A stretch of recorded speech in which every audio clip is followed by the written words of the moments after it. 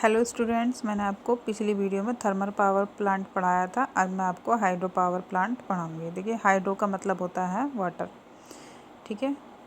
और इसमें क्या होता है, इस तरह का एक पावर प्लांट होता है जिसको बहुत अच्छे से डिज़ाइन किया गया है। इसमें क्या होता है, विद्युत है ना, लाइट को, इलेक्ट्रिसिटी को जनरेट किया जाता है, ठीक है। अब इसमें क्या करते हैं, जल विद्युत संयंत्रों में बहते हुए जल की गतिज होता है। जब देखिए जल बह रहा है, गति कर रहा है, तो इसका मतलब जो उसके अंदर एनर्जी हुई उसको हम गतिज ऊर्जा कहेंगे। इस गतिज ऊर्जा का प्रयोग जो टरबाइन होते हैं उनको घुमाने में करते हैं। जैसे टरबाइन है, ये रोटेट करेंगे तो इससे एक एनर्जी रिलीज़ होती है जिससे हमें क्या कहते हैं, इलेक्ट्रिसिटी हम उससे जनरेट कर सकते हैं उस एनर्जी से। तो इसमें क्या करते हैं, ऐसे जल प्रपातों की संख्या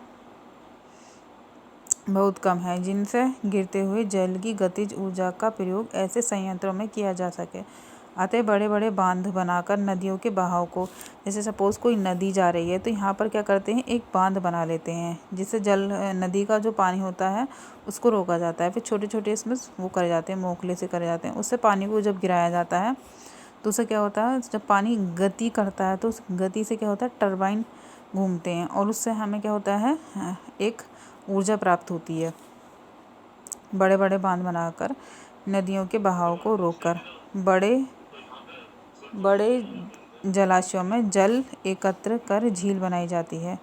पर्याप्त जल एकत्र हो जाने पर बांध के ऊपरी भाग से पाइपों की सहायता से, है ना, पाइपों की सहायता से जल को बांध के आधार के निकट स्थित टरबाइन पर डाला जाता है। जल की गतिज ऊर्जा से टरबाइन घूमती है, ठीक है। जैसे गतिज ऊर्जा पड़ेगी पानी के प्रेशर से, जैसे सपोज ये पानी निकला है, निकलने के बाद में जैसे पानी निकलेगा गतिज ऊर्जा होगी, टरबाइन घूमेंगे।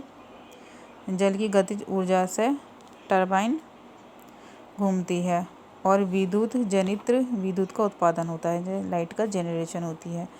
नदी के बहाव से प्राप्त जल व वर्षा से प्राप्त जल इन जलाशयों में एकत्र होता है, ठीक है। नदी के जल का भी हम यूज़ कर सकते हैं, जैसे वर्षा का जल होता है उसको भी हम यूज़ कर सकते हैं। इनसे हम निरंतर विद्युत ऊर्जा का उत्पादन कर सकते हैं। इस प्रकार जल विद्युत ऊर्जा एक नवीकरणीय ऊर्जा स्रोत है। बांधों के निर्माण से हम न केवल सत ऊर्जा उत्पादित कर सकते हैं, अपितु पूरे वर्ष कृषि के लिए, सिंचाई हेतु जल एवं पीने के लिए जलापूर्ति भी कर सकते हैं। तो ठीक है, इसमें क्या होता है, सपोज़ कोई नदी बहता हुई आ रही है, फिर उसको हम उसके पानी को हम रोकते हैं, ठीक है। रोकने के बाद में इस तरह से नालियाँ बनाई जाती हैं।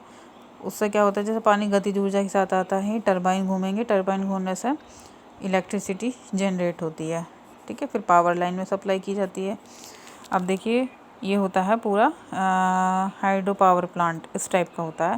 देखिए, क्लास 10th के एग्ज़ाम के पॉइंट ऑफ व्यू से इतना आप डायग्राम याद कर सकते हैं और इसका थोड़ा बेसिक्स पॉइंट पढ़ सकते हैं कि ये वर्क किस तरह से करता है।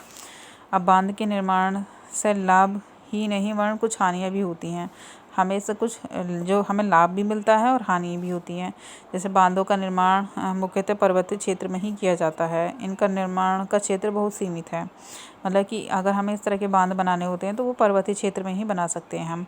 बांध निर्माण से जलाशयों के कारण बड़े भूभाग की कृषि योग्य भूमि का हनन हो जाता है। जैसे सपोज़ कोई ज़मीन है वहाँ आसपास, है ना, कोई, तो उस पर क्या होता है, जैसे अगर हम बांध बनाते हैं तो वहाँ पर क्या होता है, उसके आसपास कोई कृषि योग्य भूमि है तो वो भी क्या होगी, वो ख़राब हो जाती है।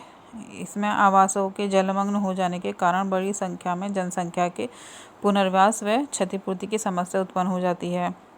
और उस क्षेत्र के पेड़ पौधे, वनस्पति, है ना, जैसे सपोज़ जिस जगह हमें पावर प्लांट ये बनाना होता है, ठीक है, और वहाँ बहुत सारे प्लांट हैं तो उस प्लांट को भी कट करना पड़ता है। उस प्लांट पर बेस्ड एनिमल होते हैं, तो जब प्लांट ही नहीं होंगे तो वो एनिमल भी वहाँ से नहीं रहते, वो वहाँ से चले जाते हैं। तो क्या होता है, बायोडाइवर्सिटी का बहुत ज़्यादा लॉस होता है।